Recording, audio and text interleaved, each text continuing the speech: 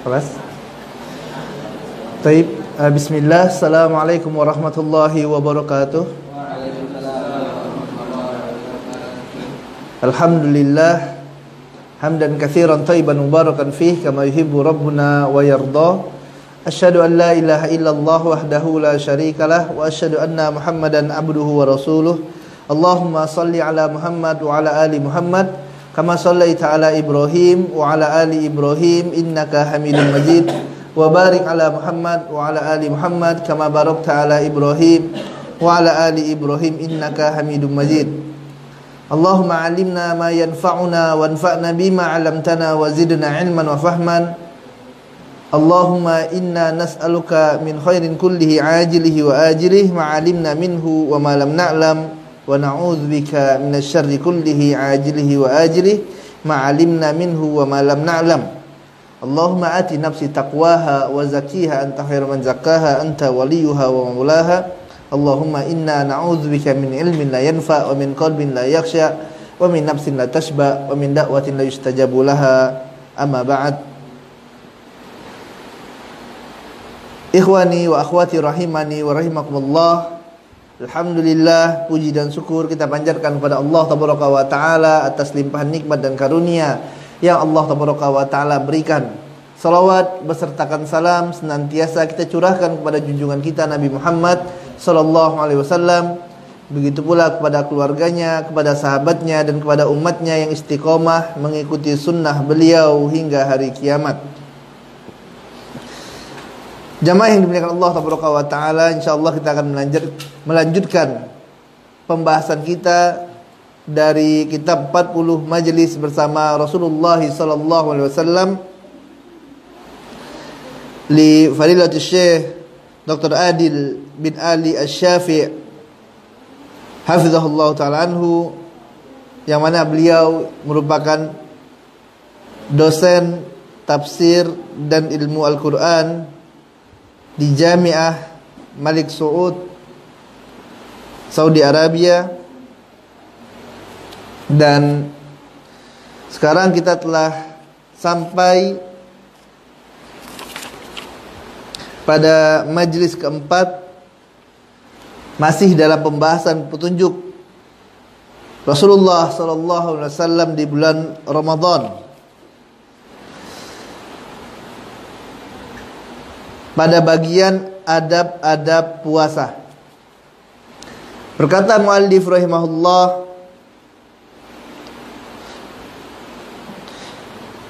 dalam hadis yang diriwayatkan oleh Imam Bukhari dan Imam Muslim, Rasulullah sallallahu alaihi wasallam melarang orang yang berpuasa untuk mengucapkan kata-kata yang kotor. Rasulullah SAW juga melarang orang yang berpuasa mencela dan menjawab celaan,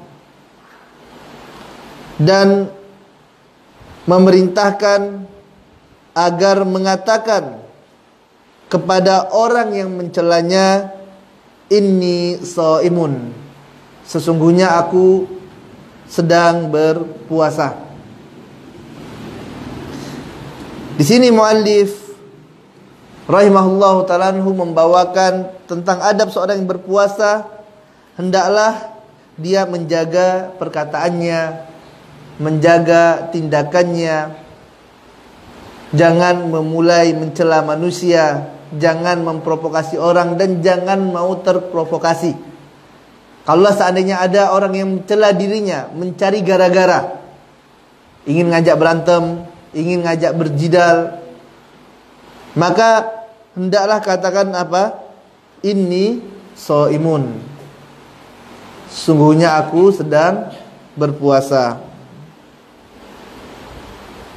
Inilah petunjuk Nabi Muhammad SAW yang dijelaskan dalam hadisnya. Kemudian muallif rahimahullah mengatakan bahwasanya hendaklah seorang sewaktu dia diprovokasi tadi, ada orang yang memprovokasinya, yang mencela dirinya. Karena fitrah manusia, sewaktu dia dicela, waktu diprovokasi, maka akan menjawab. Diejek, dia akan jawab ejekan tersebut. Dipukul, disakiti, maka akan membalas. Ya, maka di sini hendaklah yang diajar oleh Nabi yang mulia Muhammad sallallahu alaihi wasallam, kita mengatakan inni shaim. Dan mengatakan inni shaimun, sungguh aku sedang berpuasa, di sini adalah diucapkan, kata muallif, dengan lisannya. Artinya dia mengatakan inni shaim, saya sedang berpuasa secara zahir. Ada orang yang diprovokasi, diganggu, maka katakan inni shaim. Afwan, akhi, saya sedang berpuasa. Ayolah, katanya. Diajak berantem, ya, diprovokasi, wah pengecut kamu ini. Maka katakan inni shaimun, aku sedang berpuasa.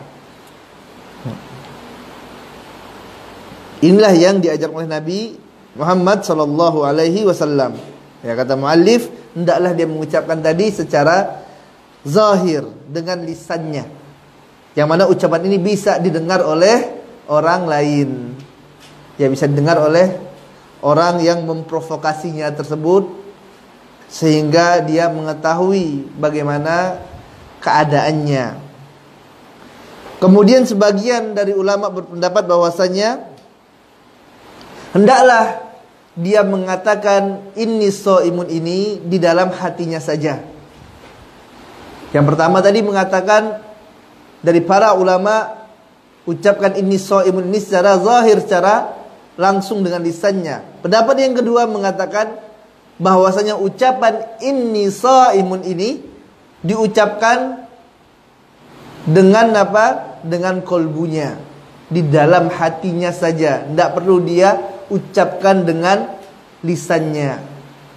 Dia mengingatkan dirinya sendiri agar tidak terprovokasi dengan gangguan dari orang yang mengganggunya tadi. Dia katakan dalam hatinya inni shaimun. Dia ingatkan dirinya, ingat antum sedang puasa. Ingat, sabar, sedang puasa. Inni shaimun. Dia katakan dalam hatinya.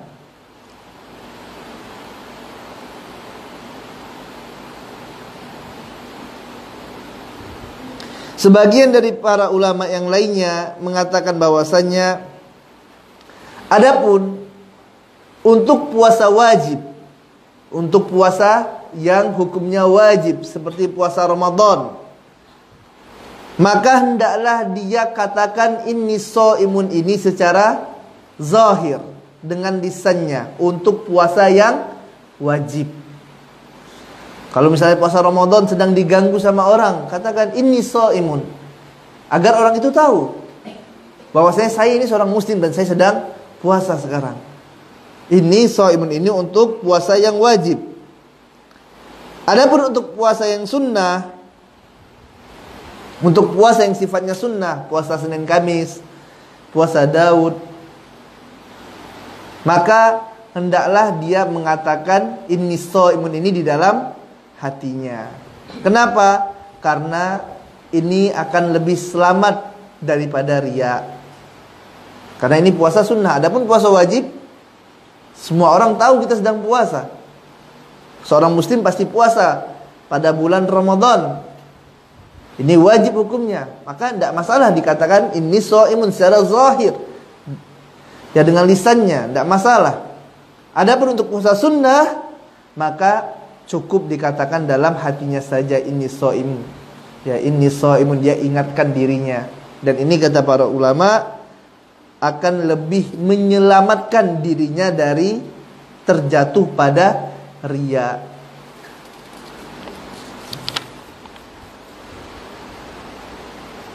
Kemudian muallif rahimahullahu ta'ala melanjutkan petunjuk Nabi Muhammad sallallahu alaihi wasallam dalam perjalanan di bulan Ramadan. Adalah Rasulullah sallallahu alaihi wasallam melakukan safar di bulan Ramadan maka beliau puasa dan berbuka, dan memberikan pilihan kepada para sahabat di antara dua perkara ini. Jadi Rasulullah SAW memberikan pilihan bagi seorang yang safar pada bulan Ramadan untuk berpuasa atau untuk berbuka. Beliau menyuruh para sahabat berbuka apabila didapati keadaan yang memang mengharuskan, seperti misalnya terdapat musuh yang sudah dekat, ada musuh yang ada di hadapan mereka, karena sebagian peperangan yang dilakukan oleh Nabi yang mulia Muhammad SAW dan para sahabat ini dilakukan pada bulan Ramadan, seperti perang Badar, Fathul Mekah, ini dilakukan pada bulan Ramadan.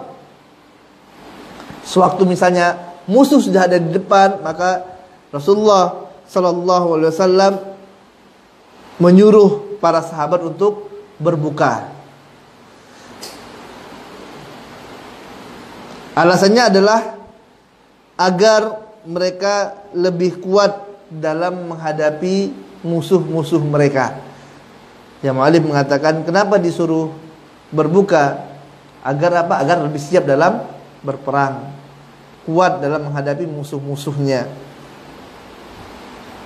Dan berbuka pada saat seperti ini maka lebih utama. Adapun kata mu'allif, apabila perjalanan itu, safar tersebut bukan dalam rangka jihad, maka Rasulullah SAW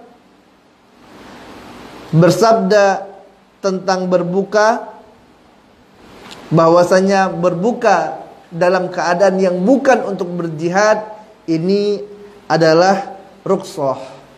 Ini adalah rukhsah. Apa itu rukhsah? Keringanan, ya, keringanan yang diberikan oleh Allah Taala dalam agama Islam yang mulia ini. Maka barang siapa yang mengambilnya, maka mengambil keringanan yang diberikan Allah Taala ini adalah kebaikan bagi dirinya. Dan barang siapa yang tetap ingin berpuasa juga, maka tidaklah mengapa. Ya, ini di luar jihad. Kalau jihad, sedang berjihad, berperang melawan musuh, maka yang mana yang lebih utama? Berbuka. Karena ini perintah Rasulullah SAW kepada sahabatnya, kata mu'allif tadi.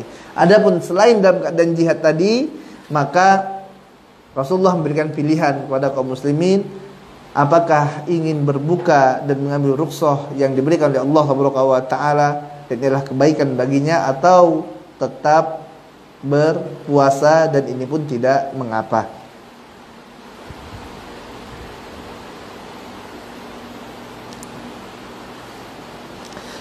Kemudian Rasulullah SAW, kata Syekh rahimahullah, beliau SAW telah melakukan safar dalam peperangan yang terbesar dan teragung, yaitu perang Badar. Ya, Rasulullah SAW pernah melakukan safar pada saat berpuasa dulu, ya, pada bulan Ramadan, dan melakukan perang Badar dan Fathul Makkah.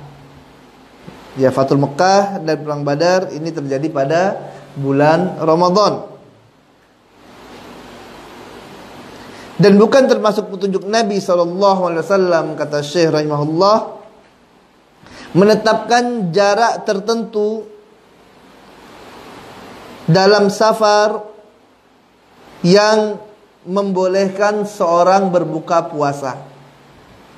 Bukan petunjuk Nabi menetapkan suatu jarak tertentu. Ya. Contoh di sini, oh safarnya itu harus 200 kilo baru boleh berbuka. Oh safarnya harus 300 kilo baru boleh berbuka. Ini tidak ada hadis Nabi yang mulia SAW yang menjelaskan tentang perkara ini, yang menjelaskan harus jarak tertentu, tidak ada. Makanya di sini muallif rahimahullah mengatakan bukan termasuk sunnah Nabi, bukan termasuk petunjuk Nabi sallallahu alaihi wasallam menentukan jarak tertentu yang boleh berbuka bagi orang yang berpuasa tadi, dan tidak ada riwayat yang sahih dari Nabi sallallahu alaihi wasallam tentang perkara ini. Kemudian beliau melanjutkan rahimahullah, saat para sahabat mereka memulai safar, maka mereka berpuasa tanpa memandang melewati perumahan dan menceritakan bahwa itu adalah sunnah dan petunjuk Nabi sallallahu alaihi wasallam.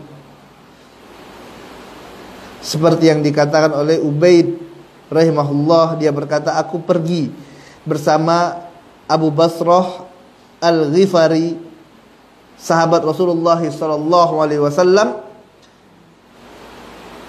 di kapal dari Fustah pada bulan Ramadan. Maka sebelum melewati perumahan, dia memanggil Sufrah dan berkata, dekatkanlah aku. Kemudian bertanya, bukankah engkau masih melihat perumahan? Maka Abu Nasrah mengatakan, apakah engkau membenci sunnah Rasulullah sallallahu alaihi wasallam? Hadis ini diriwayatkan oleh Imam Ahmad dan Imam Abu Daud. Muhammad bin Ka'ab mengatakan, aku datang kepada Anas bin Malik radhiyallahu ta'ala anhu pada bulan Ramadan, sedangkan dia ingin melakukan safar dan kendaraan telah disiapkan untuknya. Dan beliau radhiyallahu ta'ala anhu telah menggunakan pakaian yang biasa digunakan untuk safar, udah siap untuk safar. Lalu beliau meminta makanan, kemudian dia makan. Maka aku bertanya kepadanya, apakah ini sunnah? Maka dia menjawab, ini adalah sunnah. Kemudian dia berangkat untuk melakukan safar. Ya, hadis riwayat Tirmizi, dan hadis ini adalah hadis yang hasan. Ya, di sini jamaah yang Allah taala, lihat bagaimana Anas bin Malik radhiyallahu taala anhu ini tidak berpuasa pada bulan Ramadan. Kenapa? Karena hendak safar, dan dia masih di mana? Masih di rumahnya. Artinya bukan kapan boleh berbukanya. Misal contoh, antum mau safar dari Pontianak ke Sambas. Sewaktu antum masih di Pontianak, ini kan belum safar ini. Ya, belum safar kan? Karena masih di Pontianak. Ya. Apakah dari Pontianak ini sudah boleh buka? Ya, sudah boleh. Karena kita akan safar. Ya, sebagaimana apa yang dicontohkan di sini oleh Anas bin Malik. Ya, artinya bukan kapan boleh bukanya, nanti waktu sampai Sambas baru boleh buka. Bukan seperti itu. Ya. Kemudian di sini ditanyakan kepada beliau rahimahullah, dia ditanyakan kepada Anas bin Malik, apakah yang seperti ini sunnah? Maka Anas bin Malik radhiyallahu ta'ala mengatakan bahwasanya ini adalah sunnah. Ya, ini adalah sunnah. Artinya tidak mengapa. Antum misalnya mau balik kampung, ya mau ke Sambas, ya kemudian, dan ini bulan Ramadan misalnya, kemudian ya udah paginya makan dulu. Ya. Kemudian kalau ada yang bertanya apakah ini sunnah, maka antum jawab ini sunnah. Sebagaimana apa yang dijawab oleh Anas bin Malik radhiyallahu taala anhu dalam hadis yang diriwayatkan oleh Imam Tirmizi, dan hadis ini adalah hadis yang hasan. Ya. Maka diperbolehkan. Walaupun tadi belum mulai, tapi dia akan safar. Misal tadi berangkatnya jam 8, jam 6 pagi udah makan dulu gitu kan ya. Dia memang tidak berpuasa pada hari tersebut. Dan ini adalah sunnah Nabi sallallahu alaihi wasallam. Kemudian Syekh rahimahullah melanjutkan bahwasanya asar-asar ini sudah sangat jelas sekali menunjukkan bahwasanya siapa saja yang dia memulai safar di siang hari pada bulan Ramadan, maka dia boleh untuk tidak berpuasa. Artinya kalau dia memang mau mulai safarnya pada siang hari bulan Ramadan, maka hari tersebut dia boleh berbuka. Ya, boleh tidak berpuasa. Kenapa? Karena ini merupakan rukhsah yang diberikan oleh Allah Tabaraka wa Ta'ala, kemudahan yang diberikan oleh Allah Tabaraka wa Ta'ala. Kemudian kita lanjutkan pada majelis yang kelima. Ya, muallif rahimahullah ta'ala anhu rahmatan wasi'ah mengatakan petunjuk Nabi sallallahu alaihi wasallam di bulan Ramadan bagian yang ketiga.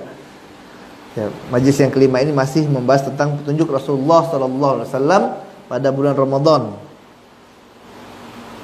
Beliau rahimahullah ta'ala anhu mengatakan, dan termasuk petunjuk Nabi sallallahu alaihi wasallam adalah apabila sudah terbit fajar, sedangkan beliau sedang dalam keadaan junub, maka beliau mandi setelah terbit fajar. Maksudnya setelah azan subuh, dan beliau tetap berpuasa pada hari tersebut. Dan beliau sallallahu alaihi wasallam mencium sebagian istrinya saat berpuasa pada bulan Ramadan, dan menyerupakan mencium istri tersebut bagi yang puasa seperti berkumur-kumur dengan air. Ya, di sini muallif rahimahullahu ta'ala anhu menjelaskan bahwasanya Rasulullah sallallahu alaihi wasallam ini tetap berpuasa walaupun dalam keadaan sedang junub. Meskipun sudah azan subuh, udah azan, Rasulullah SAW masih dalam keadaan junub tetap berpuasa. Bahkan beliau SAW mandi besarnya itu setelah azan. Ya, setelah azan baru mandi, kemudian berpuasa. Oleh sebab itu jamaah yang dimuliakan Allah Taala, ya dianjurkan ya untuk imam ini memberikan jeda waktu antara azan dan iqamat pada waktu solat subuh. Ya, diberikan jeda waktu yang mencukupi. Terkadang kita dapati di sebagian masjid, subhanallah, jeda waktu antara azan dan iqamat itu sangat pendek sekali. Ya, sangat pendek. Sehingga apa? Sehingga menyulitkan sebagian dari kaum muslimin yang mereka memiliki hajat pada subuh hari tersebut, ya, untuk mendatangi masjid tepat pada waktunya untuk ikut dalam sholat berjamaah. Ya, karena sebagian orang ada yang ya mereka butuh untuk ke toilet terlebih dahulu. Sebagian ada yang butuh untuk mandi besar.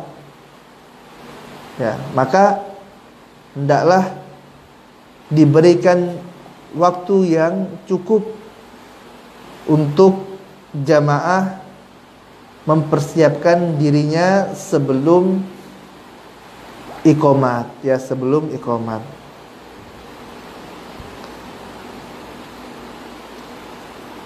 Muallif di sini rahimahullahu ta'ala mengatakan bahwasanya Rasulullah sallallahu alaihi wasallam ya tetap berpuasa walaupun mendapati azan dan beliau masih dalam keadaan junub. Ya, dalam hadis yang masyhur, ya, hadis diriwayatkan oleh Imam Bukhari dan Imam Muslim, anna Rasulullah sallallahu alaihi wasallam adalah Rasulullah sallallahu alaihi wasallam kana yudrikuhu fajar wa huwa junub min ahlihi. Ya, adalah Rasulullah SAW sewaktu mendapati waktu fajar, ternyata beliau dalam keadaan junub. Ya, dalam keadaan junub. Summa yaktasilu summa yasumu. Kemudian beliau sallallahu alaihi wasallam setelah itu mandi junub, mandi besar. Ya, kemudian setelah itu baru beliau sallallahu alaihi wasallam mengerjakan sholat subuh. Dan di sini muallif rahimahullahu taala juga menjelaskan bahwasanya Rasulullah sallallahu alaihi wasallam terkadang mengecup ataupun mencium ya istrinya pada saat puasa. Ini menunjukkan bahwasanya mencium istri pada bulan Ramadan ini tidak membatalkan puasa. Kenapa? Karena dilakukan oleh Rasulullah sallallahu alaihi wasallam. Ya. Bahkan di sini muallif mengatakan bahwasanya mencium istri pada bulan Ramadan ini pada saat berpuasa pada siang harinya bagaikan orang yang berkumur-kumur dengan air pada saat berpuasa. Apa hukum kumur-kumur? Ya, hukum kumur-kumur pada saat berpuasa jaiz, diperbolehkan selama airnya tidak diminum. Kalau kumur-kumur kemudian airnya diminum lain cerita. Sama juga dengan mencium istri tadi. Kalau habis mencium ada kelanjutannya, ya maka ini beda cerita. Ya. Bahkan sebagian ada para ulama yang mengatakan bahwasanya mencium istri ya pada saat berpuasa ini sunnah. Kenapa? Karena dilakukan oleh Nabi yang mulia sallallahu alaihi wasallam. Ya. Namun sebagian ulama yang lainnya memakruhkan. Ya, sebagian ulama yang lainnya memandang bahwasanya perkara ini makruh. Yaitu mencium istri tadi pada siang hari bulan Ramadan dan dia sedang berpuasa. Bagi siapa? Bagi seorang yang tidak sanggup untuk menahan syahwatnya. Ya, kalau misalnya dia masih pemuda yang masih bergejolak, ya, maka tidak dianjurkan tadi untuk mencium istrinya pada saat siang hari bulan Ramadan. Karena apa? Dikhawatirkan akan melakukan hubungan suami dan istri. Kemudian muallif rahimahullahu taala melanjutkan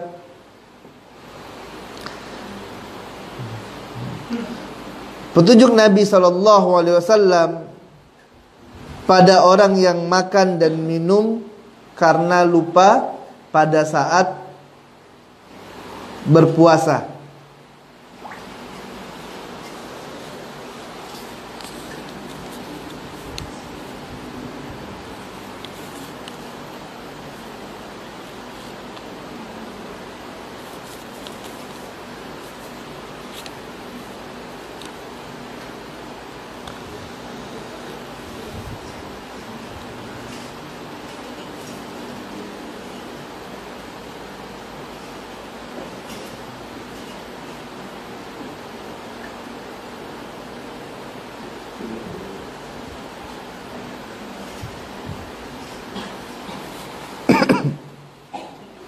Taib. Selanjutnya muallif rahimahullahu taala mengatakan petunjuk Rasulullah sallallahu alaihi wasallam pada orang yang makan dan minum pada saat siang hari bulan Ramadan dikarenakan lupa. Beliau rahimahullah mengatakan termasuk petunjuk Nabi sallallahu alaihi wasallam adalah gugurnya kewajiban mengqadha puasa dari orang yang makan dan minum pada siang hari bulan Ramadan dikarenakan lupa. Termasuk petunjuk Nabi sallallahu alaihi wasallam adalah gugurnya kewajiban mengqadha bagi orang yang siang hari bulan puasa dia makan ataupun minum dikarenakan lupa. Dikarenakan lupa.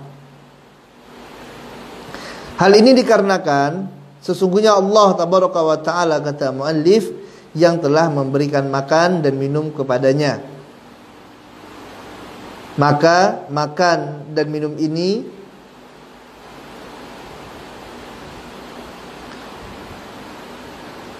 yang dia lakukan karena lupa tadi pada saat siang hari bulan Ramadan tidak menjadikan puasanya batal.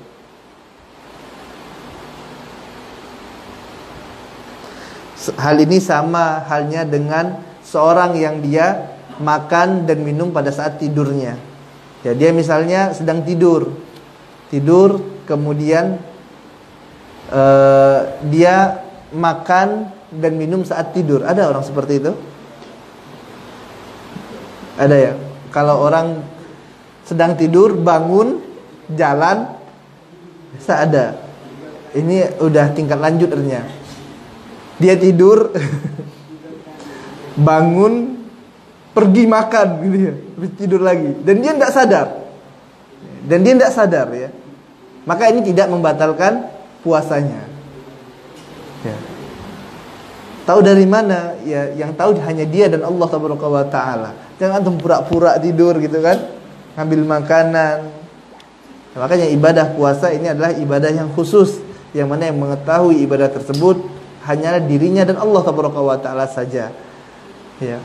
Kalau seorang seandainya dia tadi sedang tidur, kemudian dia dalam tidurnya dia makan, ya, ada makanan samping langsung dimakan sama dia, ya, maka ini tidak membatalkan puasanya.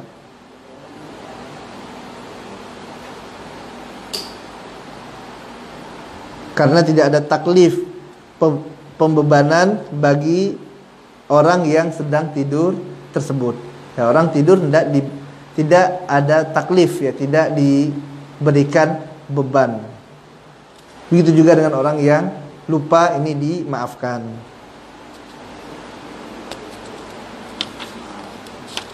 Kemudian selanjutnya adalah, ya, muallif rahimahullahu taala membawakan tentang pembatal-pembatal puasa. Muallif rahimahullahu ta'ala mengatakan, yang sahih dari Nabi SAW, yang tidak ada perselisihan para ulama tentangnya, ya, terhadap perkara yang membatalkan puasa adalah makan dan minum. Ya, begitu juga dengan berhubungan suami istri pada siang hari bulan Ramadan. 3 hal ini sepakat para ulama, tidak ada khilaf di dalamnya, bahwasanya 3 hal ini adalah sesuatu yang apabila dilakukan pada siang hari bulan Ramadan dan dia tidak dalam keadaan lupa, tidak dalam keadaan jahil, maka puasanya akan batal.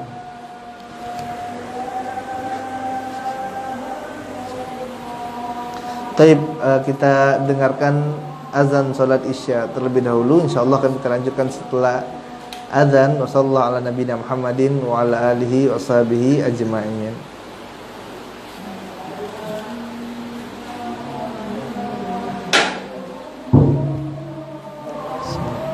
Allahu akbar,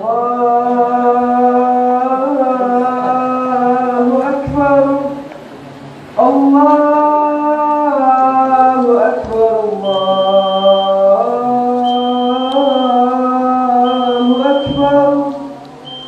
أشهد أن لا إله إلا الله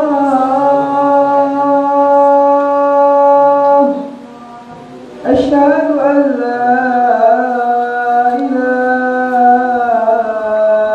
إلا الله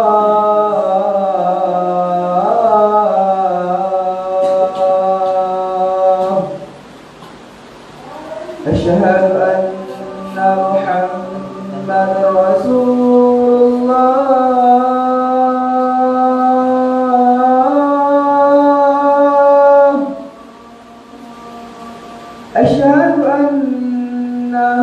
محمد رسول الله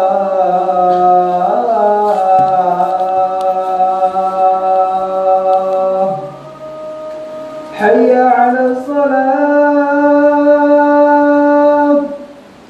حي على الصلاة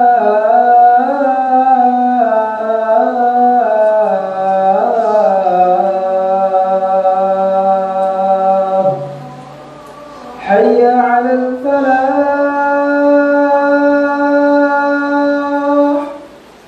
حي على الفلاح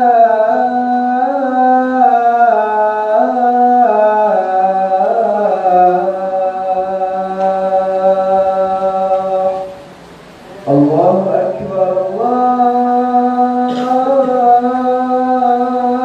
أكبر لا إله إلا الله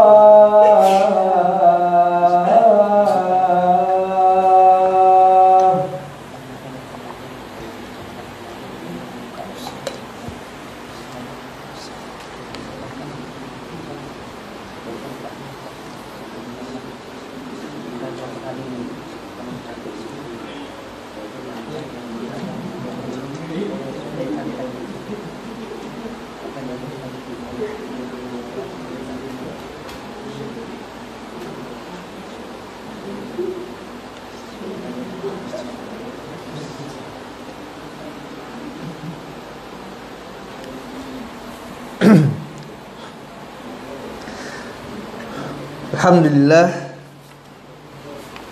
hamdan katsiran thayyiban mubarakan fihi kama yuhibbu rabbuna wa yarda. Asyhadu an la ilaha illallah wahdahu la syarikalah wa asyhadu anna Muhammadan abduhu wa rasuluhu la nabiyya ba'dah. Nasta'nif darsana, kita lanjutkan dars kita. Muallif rahimahullahu ta'ala mengatakan yang sahih dari Nabi yang mulia sallallahu alaihi wasallam bahwasanya yang membatalkan puasa adalah makan, minum dan jima, ya, berhubungan suami istri.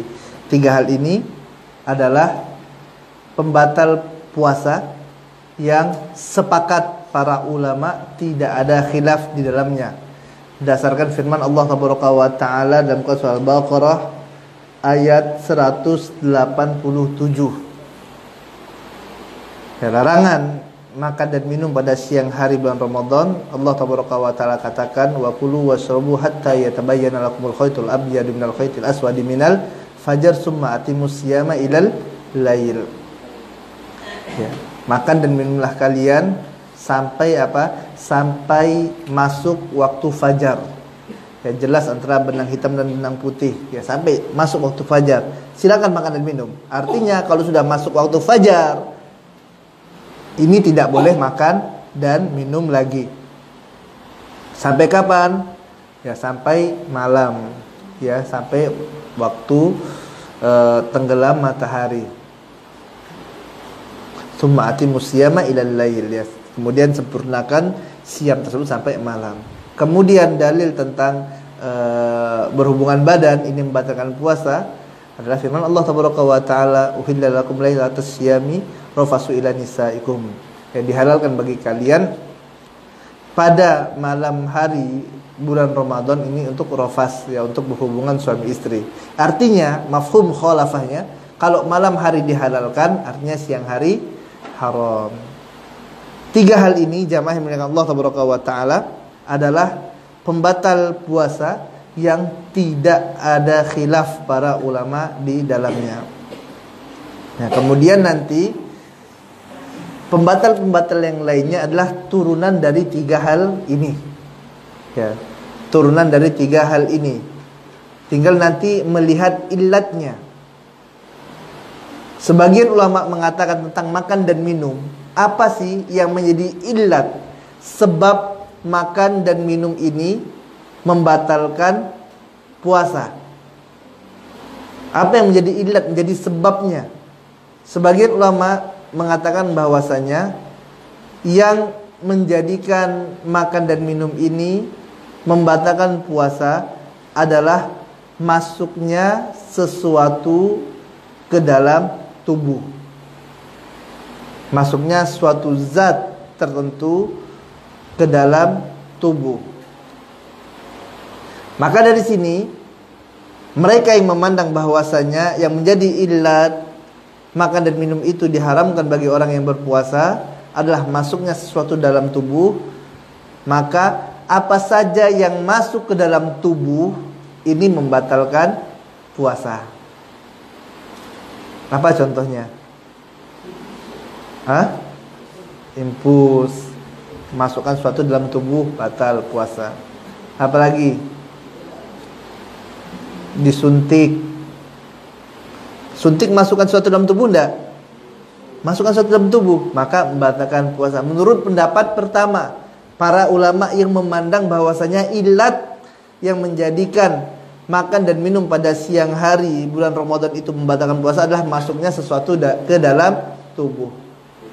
Ya. Bahkan sampai ada yang mengatakan dari para ulama, ya, bahwasanya memasukkan jari ke dalam hidung, masukkan sesuatu dalam tubuh, ini pun bisa membatalkan puasa. Karena ilatnya tadi memasukkan sesuatu ke dalam tubuh. Makanya pendapat yang ini mereka tidak mau masukkan jari ke dalam hidung itu ngupil itu pada siang hari, tidak mau. Ya, sampai sebegitunya, gitu loh. Ini ilat yang mereka memandang bahwasanya yang menjadi penyebab kenapa makan dan minum itu diharamkan pada siang hari bulan Ramadan itu adalah masuknya suatu zat ke dalam tubuh. Sebagian ulama yang lainnya mengatakan bahwasanya menjadi ilat kenapa makan dan minum itu dilarang pada siang hari bulan Ramadan, ya karena masuknya suatu zat ke dalam tubuh yang memberikan kekuatan bagi orang tersebut, memberikan energi vital gitu ya, memberikan kuah kekuatan bagi orang ini. Maka dari tarif ini, sesuatu yang dimasukkan ke dalam tubuh yang tidak memberikan kekuatan maka tidak membatalkan puasa karena tidak sesuai dengan ilatnya. Paham? Artinya orang yang suntik, ya, ini membatalkan puasa enggak menurut pendapat ini? Batal enggak? Enggak. Ya, suntik untuk menghilangkan penyakit. Kenapa? Ya karena dia tidak memberikan kekuatan sebagaimana makanan. Ya. Kalau infus batalkan enggak? Batalkan karena memberikan kekuatan dalam tubuh seperti makanan. Nah, ini nanti dari inilah maka berbeda-beda pendapat para ulama. Adapun tiga itu tadi, makan, minum, dan jima, ini sepakat para ulama. Ya. Adapun turunannya nanti yang berbeda-beda.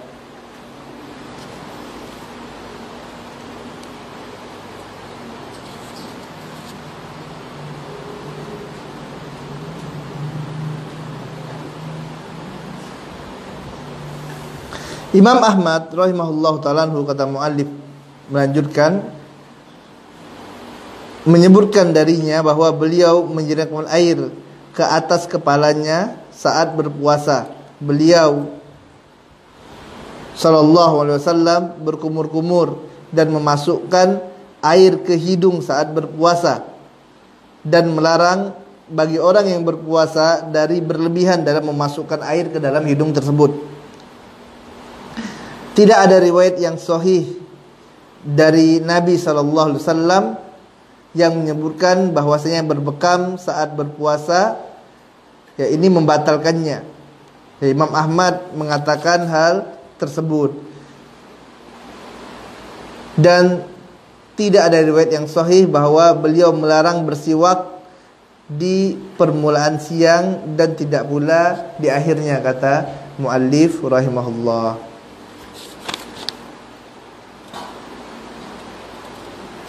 Yang terakhir adalah petunjuk Rasulullah sallallahu alaihi wasallam dalam iktikaf. Berkata muallif rahimahullahu ta'ala anhu, adalah Rasulullah sallallahu alaihi wasallam pada 10 hari terakhir di bulan Ramadan hingga wafatnya, beliau melaksanakan iktikaf. Dan beliau pernah sekali meninggalkan iktikaf. Ya, Rasulullah pernah sekali meninggalkan iktikaf, kemudian beliau mengkodoknya pada bulan Syawal. Ya, pernah suatu ketika Rasulullah SAW meninggalkan iktikaf karena sesuatu dan hal, dan ternyata Rasulullah SAW mengkodok iktikaf tersebut pada bulan Syawal. Kemudian muallif rahimahullah melanjutkan, beliau juga pernah iktikaf, ya, sallallahu alaihi wasallam, sekali di 10 hari yang pertama. Ya, Rasulullah SAW pernah iktikaf, ya, suatu waktu di 10 hari pertama Ramadan. Kemudian beliau sallallahu alaihi wasallam juga pernah iktikaf di 10 hari kedua ataupun pertengahan Ramadan. Kemudian beliau juga sallallahu alaihi wasallam pernah beriktikaf di 10 hari terakhir bulan Ramadan karena mengharapkan mendapatkan Lailatul Qadar. Kemudian jelaslah bagi beliau sallallahu alaihi wasallam bahwasanya Lailatul Qadar ini terdapat pada 10 hari terakhir bulan Ramadan. Maka beliau pun melakukan iktikaf hingga akhir hayatnya pada 10 hari terakhir bulan Ramadan tersebut. Ya, jadi Rasulullah SAW dahulu pernah iktikaf di 10 hari awal bulan Ramadan. Pernah juga beliau sallallahu alaihi wasallam iktikaf di 10 hari pertengahan Ramadan. Pernah juga Rasulullah SAW iktikaf di 10 hari terakhir Ramadan. Sampai ya jelas bahwasanya ternyata Lailatul Qadar ini terdapat pada 10 hari terakhir bulan Ramadan. Maka Rasulullah SAW lebih menekunkan, lebih memprioritaskan iktikaf ini pada 10 malam terakhir bulan Ramadan, ya, dengan harapan mendapatkan Lailatul Qadar. Kemudian muallif rahimahullah melanjutkan, adalah Rasulullah sallallahu alaihi wasallam meminta untuk dibuatkan tenda, minta dibuatkan tenda untuk beriktikaf di masjid. Kemudian dibuatkanlah tenda itu untuk beliau sallallahu alaihi wasallam. Beliau sallallahu alaihi wasallam menyendiri di dalam tendanya bersama Rabbnya azza wa jalla. Jadi di antara sunnah iktikaf adalah bikin apa? Bikin tenda. Ya, bukan iktikaf ngobrol semalaman gitu ya. Tapi Rasulullah SAW sunnahnya beliau itu bikin apa? Bikin tenda biar apa? Biar bisa khusyuk berduaan dengan Allah Subhanahu wa taala di masjid, dalam tenda, bukan pula dalam tenda tidur gitu ya. Tapi dalam tenda mendekatkan diri kepada Allah Subhanahu wa taala, berzikir kepada Allah Subhanahu wa taala biar bisa lebih khusyuk mendekatkan diri kepada Allah Subhanahu wa taala. Kemudian muallif rahimahullah taala melanjutkan, apabila beliau sallallahu alaihi wasallam ingin iktikaf, maka beliau sallallahu alaihi wasallam salat fajar terlebih dahulu kemudian memasukinya. Dan Nabi sallallahu alaihi wasallam melakukan iktikaf setiap tahun selama 10 hari. Maka tatkala di tahun yang beliau wafat, beliau iktikaf selama 20 hari. Ya, di tahun terakhir Rasulullah sallallahu alaihi wasallam iktikafnya 20 hari. Biasanya 10 hari setiap tahunnya. Ya, pada bulan Ramadan tersebut. Dan Jibril alaihi salatu wassalam membacakan Al-Qur'anul Karim kepada Rasulullah sallallahu alaihi wasallam sekali setiap tahun. Maka di tahun terakhir pada saat beliau akan wafat, maka Jibril alaihi salatu wassalam membacakan Al-Qur'an kepada Rasulullah sallallahu alaihi wasallam sebanyak 2 kali. Beliau sallallahu alaihi wasallam juga membacakan Al-Qur'an kepadanya sekali setiap tahun. Maka beliau membaca kepadanya pada tahun itu sebanyak 2 kali. Apabila Rasulullah SAW itikaf, maka beliau memasuki kemahnya sendirian. Dia bikin kemah, sunnahnya itu bikin kemah untuk 1 orang gitu ya, untuk sendirian. Beliau tidak memasuki rumahnya pada saat itikaf. Ya, saat itikaf Rasulullah tidak masuk ke rumahnya kecuali apabila ada hajat, ada kebutuhan tertentu saja. Dan beliau sallallahu alaihi wasallam mengeluarkan kepalanya dari masjid ke rumah Aisyah radhiyallahu taala anha. Kemudian ibunda kita Aisyah radhiyallahu taala anha menyisir rambut Rasulullah sallallahu alaihi wasallam dan membasuhnya. Sedangkan beliau tetap dalam masjid dan ibunda Aisyah radhiyallahu taala anha sedang dalam keadaan haid. Jadi rumah Nabi yang mulia SAW dengan masjid itu dekat. Ya, dikeluarkan kepala Rasulullah, disisirkan sama istrinya gitu ya, sallallahu alaihi wasallam. Sebagian istri Nabi mengunjungi Nabi yang mulia sallallahu alaihi wasallam saat sedang iktikaf. Jadi sebagian ummahatul mukminin ini mengunjungi Rasulullah pada saat sedang iktikaf.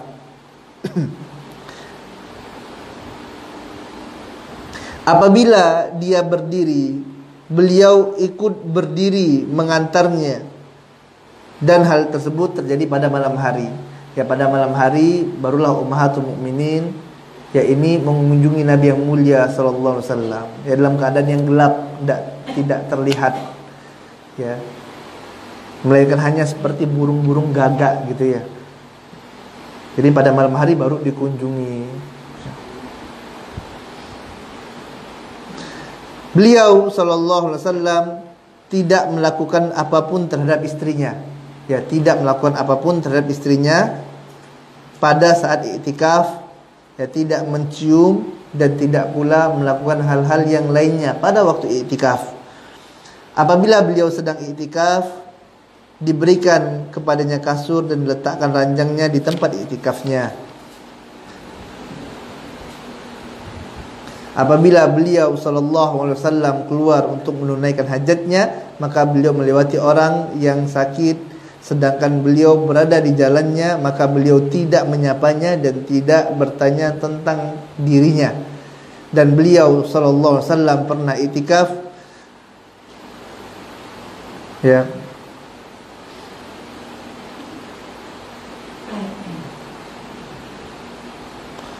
hal ini semua dilakukan oleh Rasulullah sallallahu alaihi wasallam untuk apa? Untuk mencapai tujuan iktikaf dan agar dapat lebih bersemangat dalam mendekatkan diri kepada Allah Taala, bukan seperti yang dilakukan oleh sebagian orang yang jahil yang menjadikan tempat iktikaf sebagai tempat keluar, menarik ataupun mengundang para pengunjung dan bercengkrama di antara mereka. Ini adalah suatu yang keliru dan Nabi sallallahu alaihi wasallam ya, iktikaf tidaklah dengan keadaan yang seperti disebutkan tadi.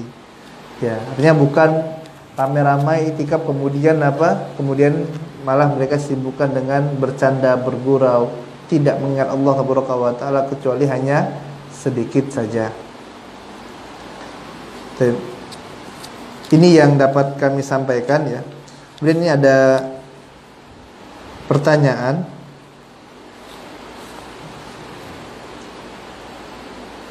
Assalamualaikum. Ya Ustaz, bagaimana jika kita hendak safar pada siang hari di bulan Ramadan menggunakan pesawat dan bila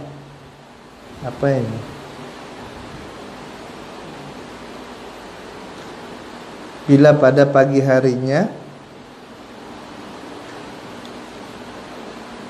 bila berbuka pada pagi harinya. Jadi pagi hari dia akan safar, kemudian karena dia akan safar tadi, maka dia tidak berpuasa, ya berbuka pada pagi hari bulan Ramadan tersebut. Akan tetapi apa ini? Pesawatnya tidak jadi berangkat dan tidak jadi safar. Bagaimana keadaan kita? Apakah kita berdosa? Baik. Jadi kasusnya dia akan safar. Misal tadi mau ke Jakarta. Ya, mau ke Jakarta, pesawat penerbangan misalnya jam siang hari ya, jam 3 misalnya kan ya, sore. Karena mau safar, tadi sebagaimana hadis Anas bin Malik, maka ya udah berbuka. Ya, ini diperbolehkan dan dia akan safar. Nah, namun ternyata qadarallahu ma syafa'al, pesawatnya tidak jadi berangkat atau misalnya delay lah. Delay yang awalnya jam 3 sampai jam 8 malam baru terbang. Ya. Ataupun diundur sampai ke esokan harinya. Maka bagaimana Ustaz? Karena sudah terlanjur berbuka. Ya. Maka kita katakan apa? Fattaqullaha mastata'tum. Bertakwalah kepada Allah semampu kita. Ya, kita sudah berusaha untuk mengikuti sunnah Nabi yang mulia sallallahu alaihi wasallam. Dan Rasulullah SAW membolehkan kita untuk berbuka. Dan manusia tidak mengetahui ilmu gaib. Kita tidak tahu bahwasanya hari ini penerbangannya akan ditunda. Ya. Maka Allah Ta'ala alam, yang seperti tidak mengapa karena tidak disengaja dan dia sudah berbuat atau melakukan sesuatu yang berdasarkan kadar keilmuan yang dimiliki. Dan memang diperbolehkan seperti itu kalau seandainya dia tahu bahwasanya penerbangannya akan ditunda besok, maka tentu dia tidak akan meninggalkan puasa yang diwajibkan oleh Allah Taala tersebut. Dan Allah Taala Maha mengetahui, dan Allah Taala tidak akan zolim kepada hamba-hambanya. Allah Ta'ala alam. Ana rasa ini saja, semoga yang sedikit ini dapat bermanfaat bagi ana dan bagi antum semuanya, dan dapat memberatkan timbangan hasanat, timbangan kebaikan bagi kita semua. Wassallallahu ala nabiyina Muhammadin wa ala alihi wa sahbihi ajma'in, wa akhiru da'wana walhamdulillahi rabbil alamin. Assalamualaikum warahmatullahi wabarakatuh.